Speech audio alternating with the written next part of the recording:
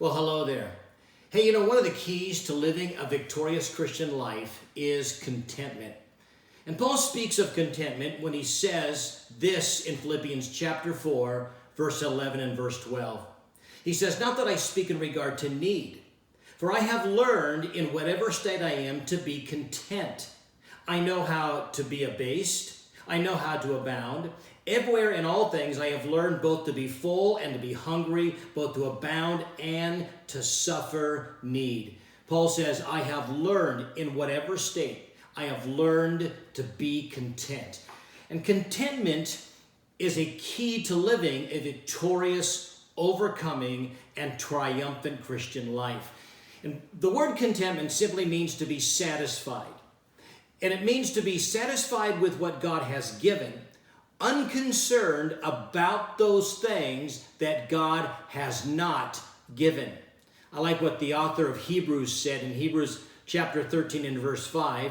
He said, "Let your conduct be without covetousness, and be content with such things as you have."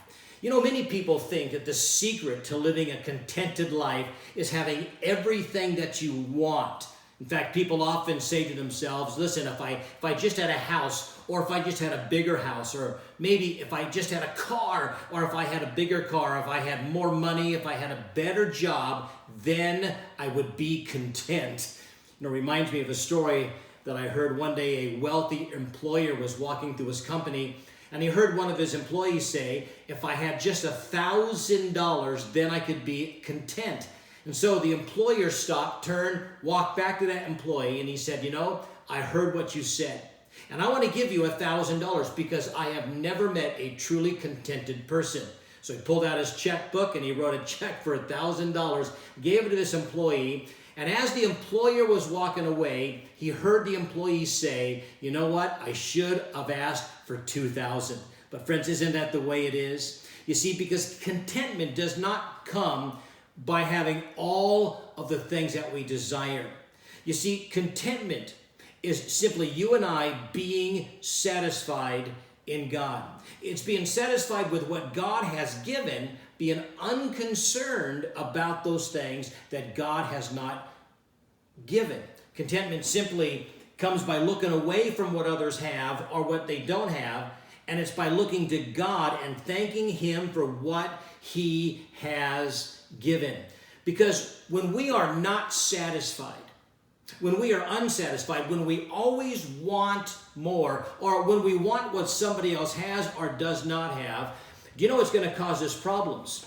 You see, being unsatisfied, being not content and thankful with what God has given, it could bring into our heart fear. It could make us worried. It could bring covetousness. It could make us greedy. It could make us jealous, and can oftentimes lead to criminal intent, bringing us into unbelievable harm. But you see, God wants us to live a contented life. He wants us to be satisfied with what He has given and be unconcerned about those things that God has not given. One day, a man was walking through his town, and he saw a bunch of kids riding on a log, pretending it was a horse. And so the man looked at him and said, "Are you guys having fun?" And the kid said, "Yes, we're having fun." He said, "But wouldn't you rather have a real horse to ride?" And one of the little girls spoke up and she said, "Of course, sir, we would love to have a real horse, but we don't have a real horse." And so she said this, and these are classic words: "So we are getting the most fun we can out of what we have." You see, that little girl had mastered the secret of contentment.